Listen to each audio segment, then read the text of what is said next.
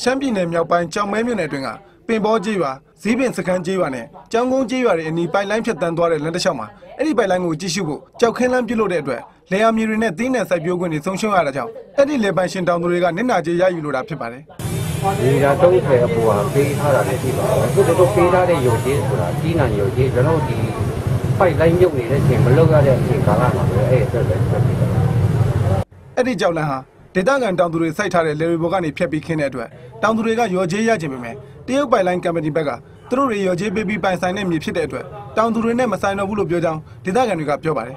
ဒေသခံတွေကလည်းသူတို့ပိုင်လိုင်းဖြတ်တန်းမှုပြုလုပ်နေစဉ်သာသုံးမှာဖြစ်ပြီးနောက်ပိုင်းစီမံကိန်းပြီးရင်သူတို့လည်းမှာပြန်စိုက်ပြိုးနိုင်မှာဖြစ်လို့တီးနှံရော်ကြေးသာယူထားကြောင်းနဲ့ခုလိုကြောက်လန့်ခင်းလိုက်တဲ့အတွက်ဒီနေရာမှာဘာမှစိုက်ပြိုးလို့မရတော့တာကြောင့်ရော်ကြေးလိုချင်ကြောင်းပြောပါတယ်အစပိုင်းနေပြန်ပြောမယ်ဆိုရင်ကျွန်တော်စံပြန်ဆိုင်စားလို့ရတယ်နော်ငကုံငွေရဲ့အတိုင်းပြန်လှုပ်စားလို့ရတယ်ဆိုတော့ကိစ္စနဲ့ကျွန်တော်တို့လည်းနေနာကြီးတောင်းပြီးမှတို့လည်းပေးပြီးတော့လက်မှတ်တဘောတူလက်မှတ်ထိုးထားတယ်အခုကျဒုတိယပိုင်းတို့ကဒီပေါ်မှာကားဖြတ်တော့ဖြတ်လာမယ်ဆိုရင်တော့ကျွန်တော်တို့နောက်ထပ်နေနာကြီးမပေးဘဲနဲ့ဖြတ်သွားလို့ဆိုရင်ကျွန်တော်တို့လုံးဝခွင့်ပြုမှာမဟုတ်